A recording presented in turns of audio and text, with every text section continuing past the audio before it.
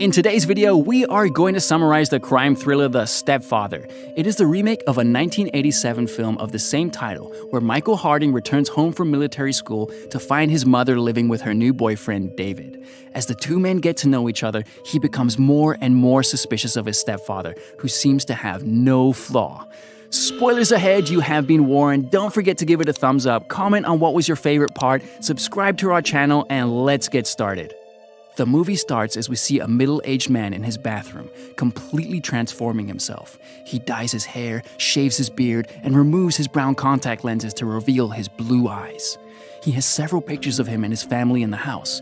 He goes to the kitchen and makes himself breakfast, but as he moves, we see the dead bodies of his family spread across the house. There are several bloody tools on the kitchen sink.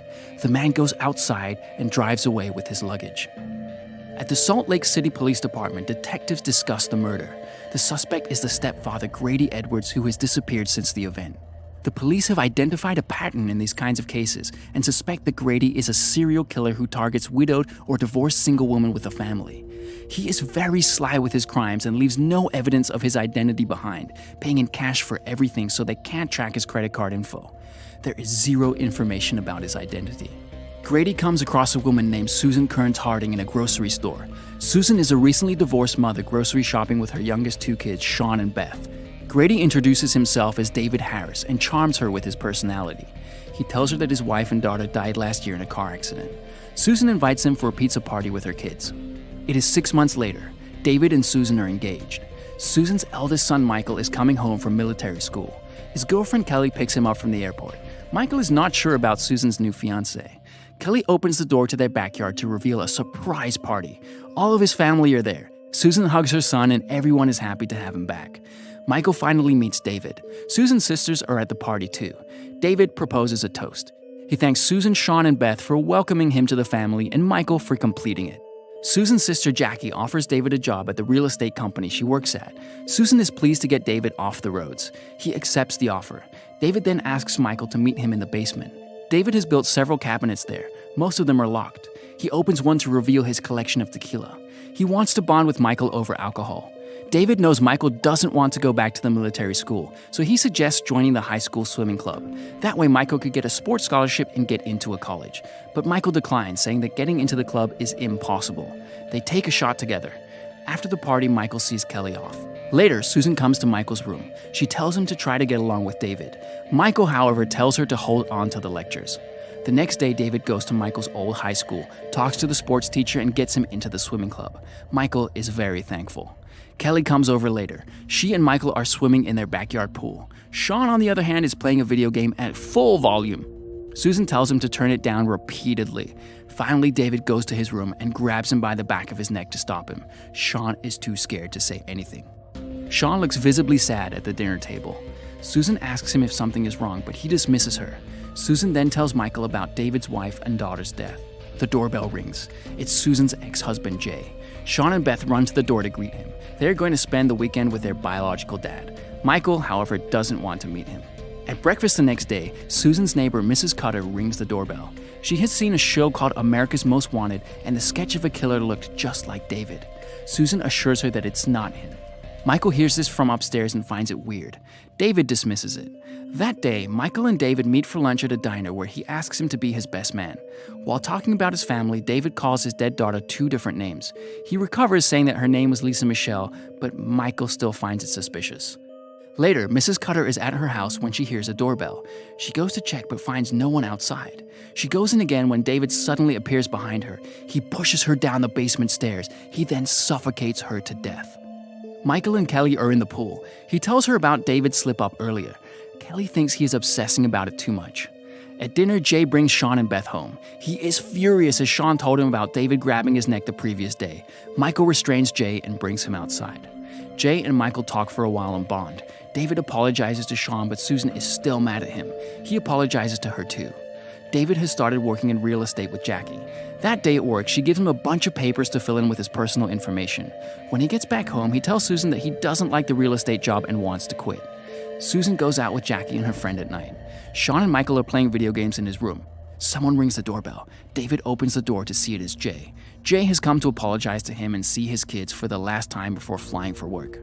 While talking, Jay reveals that he did a background check on David upon Michael's request. He calls out David for lying about the college he went to. Jay then accuses David of lying on several occasions. David takes the vase in the living room and hits him on the head. The boys do not hear the noise because of the video game. Meanwhile, at the bar, Jackie tells Susan she finds it concerning that Susan knows nothing about his background. Susan, however, takes offense to this and asks her to be happy for her. At the house, David drags Jay to the basement and ties his mouth and hands with duct tape. He puts a plastic bag over Jay's face and suffocates him to death. While he is at it, Michael sees the basement door open but doesn't go downstairs to check. David sends Michael a text from Jay's phone apologizing for not coming to visit and adds that the background check on David was successful and that he is clean. The next day, the police find Mrs. Cutter's body. Michael overhears a conversation between the mailman and David where the mailman tells him that she died in an accident. But when David tells the story to Susan, he adds that she died by falling down the stairs. This makes Michael extremely suspicious. Susan takes Sean and Beth to the dentist. David goes up to the attic to repair its floor. Michael and Kelly are by the pool. He tells her about David's weird behavior this morning, but she dismisses it again. Sometime later, David goes out to pick up Sean and Beth, but on his way, Susan calls him to tell him she will pick them up instead. Michael and Kelly go into David's closet to search for something against him. When they hear him come in, they hide there. Somehow they manage to get away before he sees them. That night, after dinner, David comes into Michael's room to tell him that he always wants him to be up front. David knows that they were snooping on his stuff. Later, Michael finds David's sketch as Grady Edwards while looking through the computer. He shows it to Kelly the next day, but she still doesn't believe it. David texts Michael through Jay's phone again when he finds Jackie's voicemail. She wants to talk to Jay about David. At the same time, Michael calls Jay. The phone starts ringing in the basement and Michael hears it. He sees David declining the phone through a window. He hurries downstairs to see David talking to someone on his phone in the living area. At breakfast, Michael takes a picture of David on his phone. Susan goes out to drop the kids at camp. Michael comes out of the shower to find David standing in front of him. He asks Michael about his plans for tonight. Michael replies that he is going to stay at Kelly's. Michael goes to his room to find it cleaned. He quickly looks through his phone to see that the picture of David is gone. Later that night, David goes to Jackie's and kills her by drowning her in the pool. Susan and David are the only two people at the house, but Michael plans to sneak into the basement to look for evidence against him. David, on the other hand, plans to murder Susan that night. He sets out his tools and gives Susan a pill to help her sleep better through the thunderstorm. Michael and Kelly are in the car outside. He tells her to call him if she sees someone wake up in the house. He then enters the basement through the skylight. He manages to break the cabinet's locks and finds a bag with his father's initials on it. David had hidden it the night he killed Jay. Michael notices a freezer in the room and opens it. Kelly sees David's room light up and calls Michael, but his phone drops and breaks, so now Kelly cannot help him. She runs to the skylight through which Michael went in to call him. Meanwhile, Michael moves around the ice cream in the freezer to reveal Jay's body in a plastic bag. He retreats and falls in shock. David finds Kelly and punches her to the ground. He blocks the skylight window and traps Michael in. David then drags Kelly to the kitchen and starts preparing knives and weapons for his kill. Susan wakes up and comes to the kitchen as well.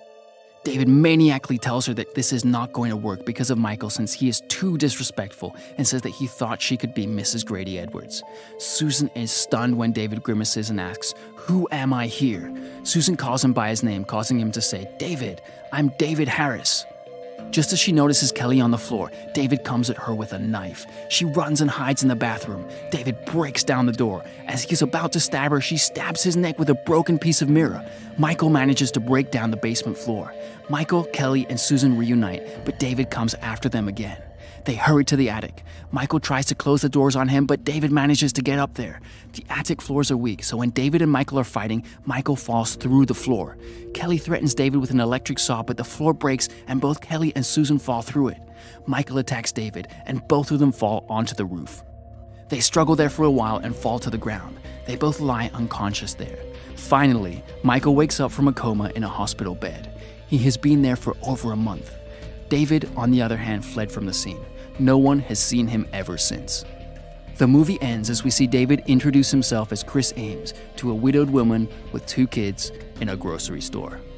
Thank you so much for watching the video. Make sure to like it and leave a comment down below. Subscribe to our channel for more videos.